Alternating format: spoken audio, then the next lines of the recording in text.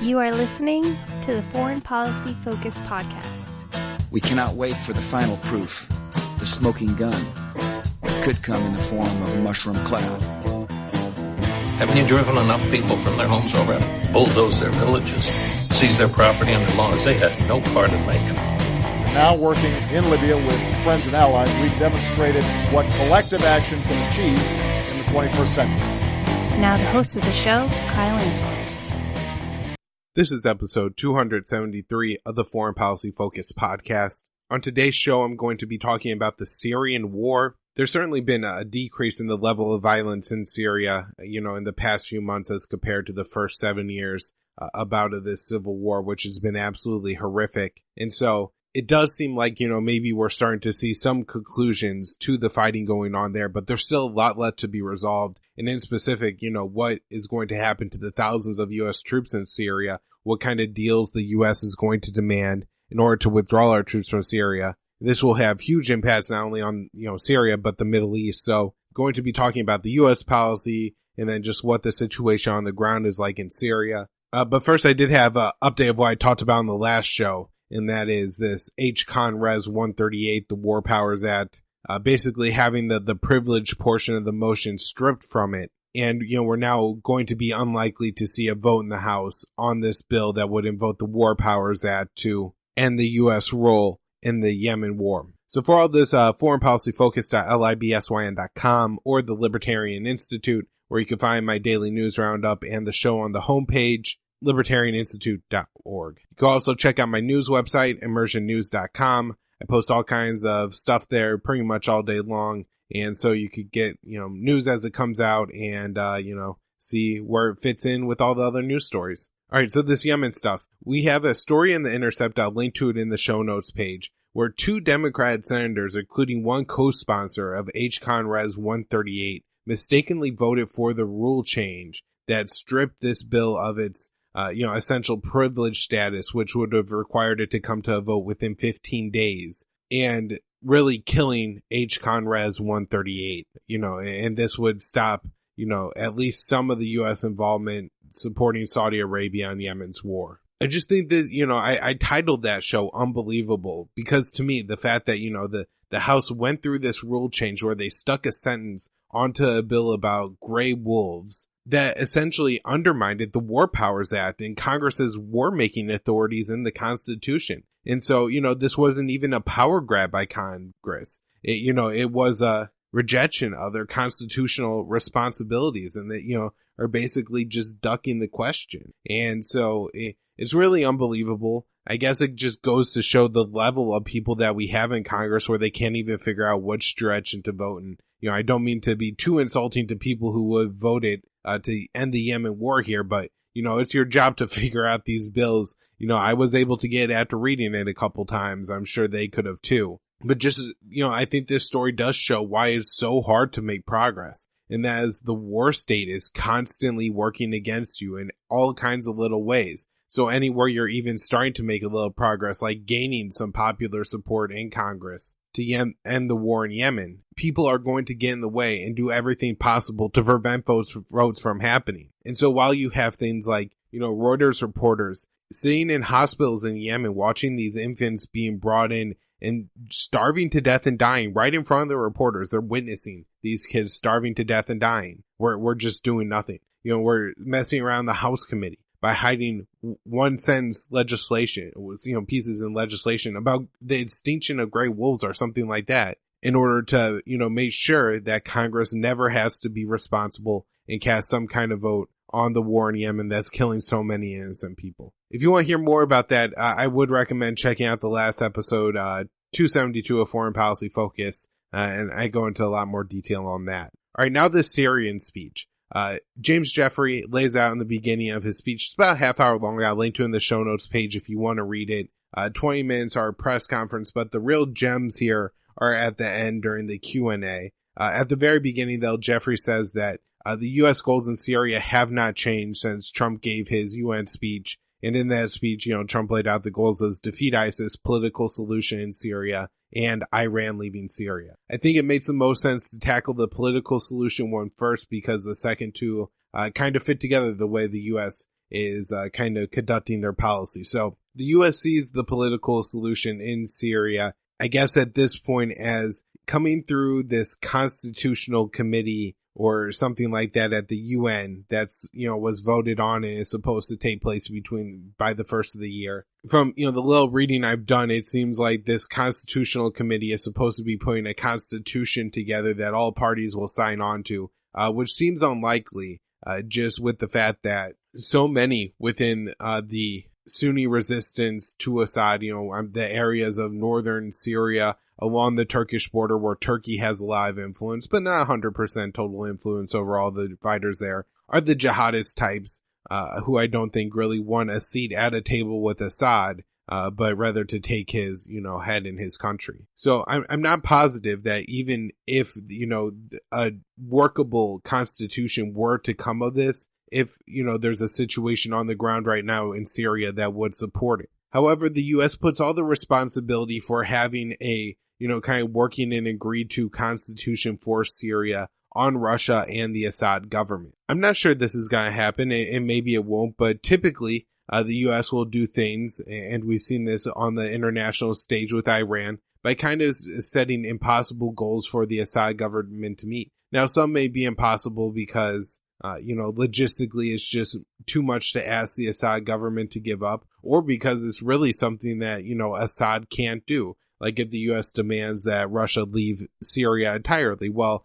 the Russians aren't going to leave their long-standing naval base on the Mediterranean Sea. I don't know if Assad could kick Putin out there if he tried. And so just the way this speech was laid out and knowing how U.S. politics work, I have a real concern that the U.S. strategy here is going to be to create a situation in which a deal cannot be made and then use that as an excuse to stay in Syria. They say, one of our benchmarks here aren't met, so we're just going to stay. Now, we do get some clarification in the Q&A that this is not an Assad must go policy. Now, that doesn't mean that the U.S. is going to propose a government, kind of power sharing agreement that's an acceptable solution to Assad, or even, the ally to the north of the United States, Turkey. Especially if the U.S. fights for, the Kurdish having any kind of independence from the Syrian state. That's not something that Turkey wants to see. But the U.S. could still demand just a too radical power sharing agreement for the Assad government to take, especially when you kind of look at the facts on the ground,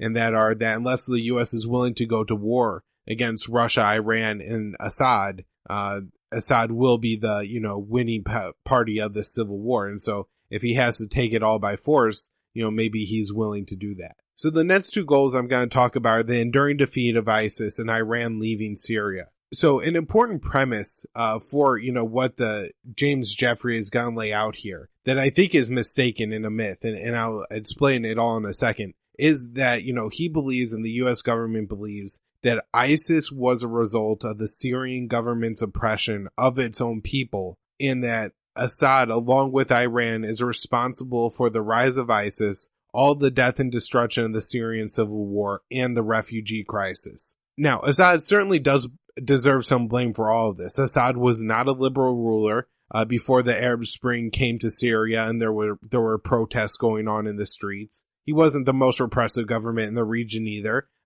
So, for those of you who will immediately jump and say, but Saudi Arabia, right, Saudi Arabia is worse than Assad, but Assad was still a bad guy. He had prisons, torture prisons, and I'm sure had extrajudicial killings. And there were certainly some oppression of the protesters by the Assad government. Now, I think there's some real disputes, and I don't know if anybody knows actually for sure who started the fighting, whether it was the resistance to Assad or even jihadist groups looking to exploit the resistance to Assad by taking shots at Syrian police and the Syrian army in hopes of provoking an overreaction and the gunning down of innocent protesters. And, I'm sure this happened to some extent. So either way, war ends up breaking out here. And while Assad does deserve, criticism for things like barrel bombing and a lot of bombing of indiscriminate civilian targets, we have to realize that the U.S. instituted a program alongside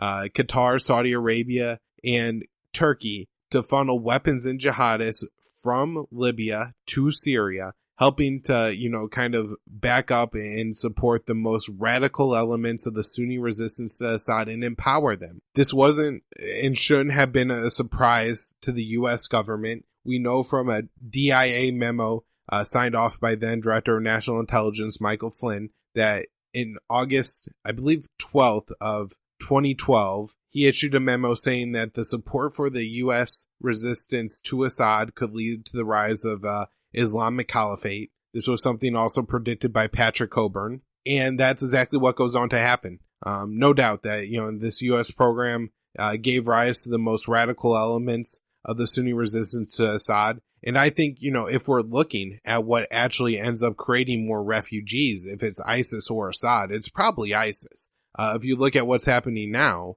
after ISIS is defeated in regions around Damascus and around other places in the country, and the jihadist rebels to Assad are defeated in places like southern Syria, eastern Ghouta, or northern Aleppo province, the people are starting then to return home. And in fact, one of the pegs of the U.S. plan here is to prevent aid from getting to the Assad government. So this is one of the things actually slowing down the return of refugees to their homes under Assad control. And so, the U.S. myth here, the myth, perpetrated by the U.S. government, by the mouthpiece here, James Jeffery, is that Assad is responsible for the refugee crisis and all the horrors of ISIS, when really it's not the case.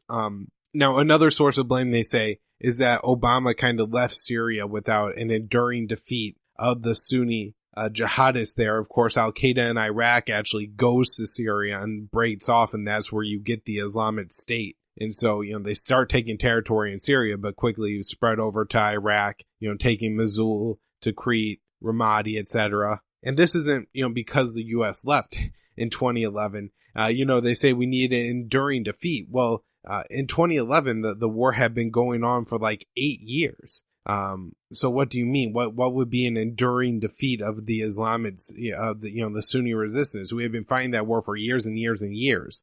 So if, we're talking about 5 or 6 years not being enough for the enduring defeat of the, Sunni resistance to the U.S. Shia government in Baghdad, then how long could you possibly ask? And, this is just important because this is what we're saying in Syria as well, is that we need this enduring defeat. So if 6 years in Iraq wasn't enough, how many years will U.S. troops stay in Syria for an enduring defeat? And so I guess that brings us into, the goal here, which is an enduring defeat of the Islamic State. Now, another important note here, just on to the myth, is that it really doesn't make sense, as Iran has been one of the biggest contributors to the fight against the Islamic State, both in Iraq and Syria. In Iraq, it was on the side of the U.S., and in Syria, it was on the side of the Assad government. But either way, very critical to fighting the Islamic State and different Sunni jihadist groups across both Iraq and Syria. Very important things the Iranians were doing here. And so it makes little sense how the U.S. could actually blame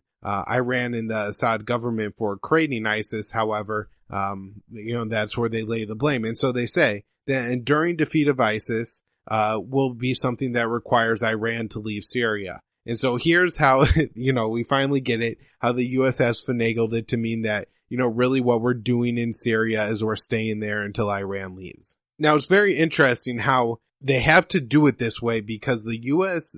executive branch uses the AUMF from 2001. I say executive branch because this was started under the Obama administration, which was to fight Al-Qaeda and the Taliban in Afghanistan as a legal authorization to fight ISIS in eastern Syria. And so they're saying that as long as Iran is in Syria, then ISIS could pop back up in Syria. And so to fight ISIS in Syria, you must fight Iran in Syria. And so before the U.S. leaves Syria, Iran has to leave Syria. And this is the legal justification that the executive branch is using, the 2001 authorization of use of military force. And this is a crazy roundabout legal justification that, the executive branch, both the Trump and Obama, are using to justify, combating Iran in Syria and trying to stay in Syria until Iran leaves. Now, I guess a little bit of the good news here is that Jeffrey did say that the U.S. is basically proposing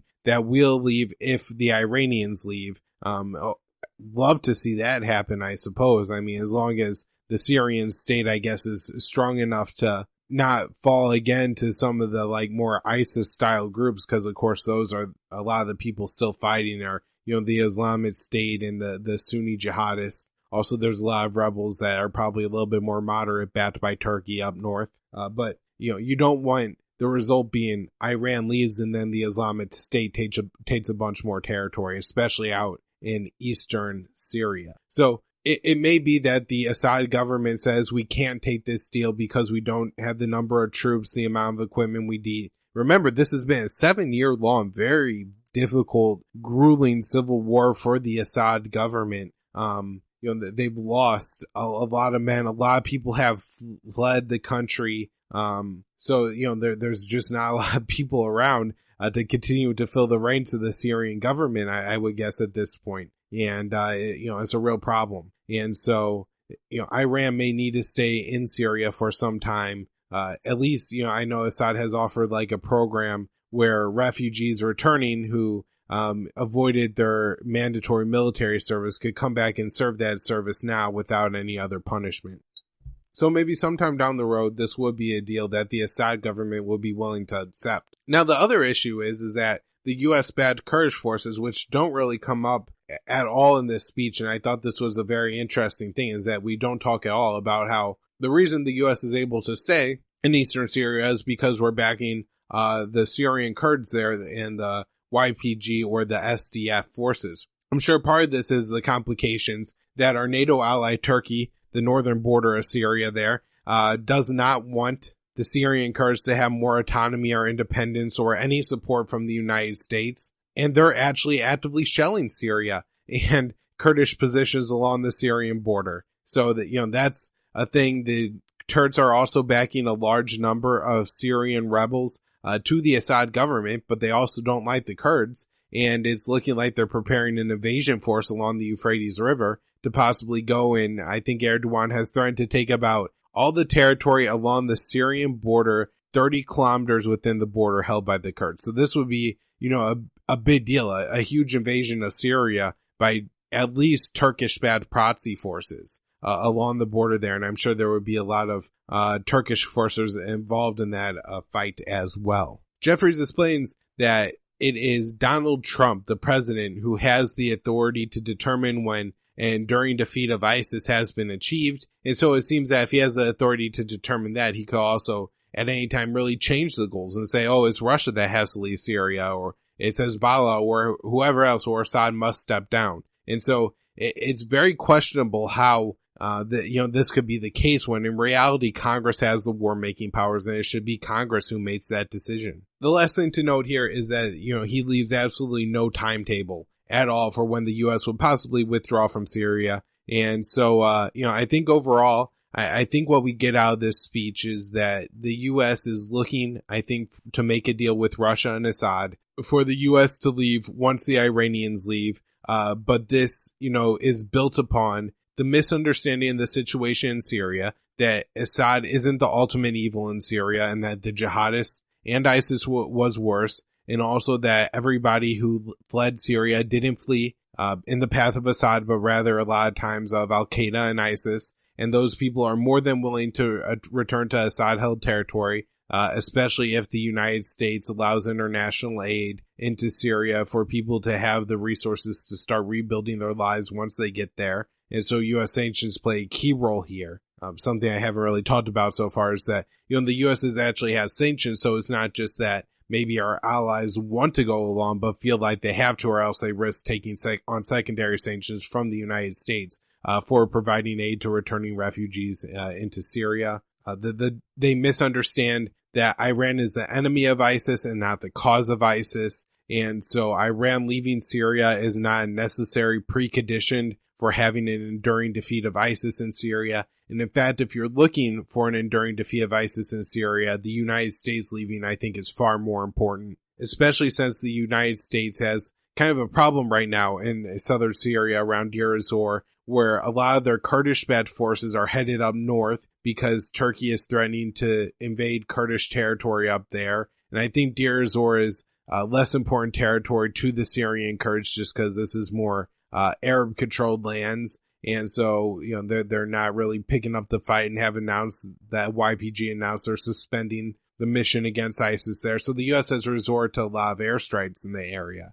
So far, since September 10th, 191 civilians have at least been killed. Another 19 recently killed. It seems the U.S. is targeting a collection of Humvees. This is in a Moon of Alabama article that have like GPS trackers in them. And I guess, they're able to carry out airstrikes against them now. Now, the interesting thing is that maybe the jihadists, the ISIS guys, figured out that there's these trackers in them too. So they're parking them in civilian areas and letting the U.S. go and blow up either people they don't like or, just create chaos and anger towards the United States. So I'll link to that Move Alabama piece in the show notes page as well. But with all this going on east of the Euphrates River, I think the U.S. doesn't realize that possibly it's better for our Kurdish allies in Syria to take a deal with Assad sooner. Look for protection from Turkey, which the United States doesn't seem like they're going to give the Kurds, especially since Turkey is a NATO ally to the United States. The Khashoggi murder thing going on, and the Trump administration seeming to work very hard to maintain a situation where they could continue to sell weapons to Saudi Arabia. And this requires, I think, Turkey not making too big of a fuss about the Khashoggi murder and possibly going along with the U.S. in some kind of cover-up that will somehow clear Mohammed bin Salman, the crown prince of Saudi Arabia, of any kind of wrongdoing in this Khashoggi murder. Although the CIA did come out very interesting and say that Mohammed bin Salman was responsible for ordering that. Although the State Department seems to disagree, and I think today's Sunday, November 16th, or 18th, Trump is actually meeting with the CIA to discuss this. But anyways, it could be that the Kurds want the U.S. out before the U.S. wants to actually leave, and this could create a pretty difficult situation for the United States, especially if the Kurds publicly go to Assad and, sign some sort of deal that requires the United States to leave. And, these are the reasons I think the U.S. policy in Syria really aren't going to work out the way that the U.S. plans. It does look like the ceasefire in the Idlib province is starting to get a little bit shaky. There's been some attacks, especially by Al-Qaeda groups on Syrian troops, and Syria has done some shelling of the Idlib province. And so I guess fighting could pick up there again. Only time will tell as to far as, how that ceasefire will hold. But, the reality seems to be is that Assad is kind of in the driver's seat in Syria. I think he has the ability probably to win back the remaining territory from the rebels over the, coming years if he has to continue to take it slow. He'll have the support of at least Russia selling him enough weapons and some Iranian and Hezbollah forces to help the Syrians fight these rebel groups. He'll have the benefit of returning refugees to Syria, serving their mandated military service. And, one that I think the better things that could happen in a humanitarian situation is for the U.S. to actually allow the sanctions on Assad to be lifted. So, international governments and agencies and NGOs could start doing some aid work for the people of Syria, facilitating situations where they can, return home and, have some public services and all that other kind of stuff that they're going to have like electricity and sewage and everything that's destroyed by war. So at this point, I think I'm rambling and should just wrap up, but it doesn't seem like the U.S. policy in Syria is going to work from what I'm hearing from Jeffrey. And I hope this analysis was useful to you all. Foreign policy focus.libsyn.com, libertarianinstitute.org, immersionnews.com, minds.com/immersionnews, patreon.com/foreign policy focus. I'm going to be opening some new Patreon stuff, probably coming out after the Thanksgiving holiday there. I'll be working on that on my time off. So hope you all enjoy it and let me know what you think.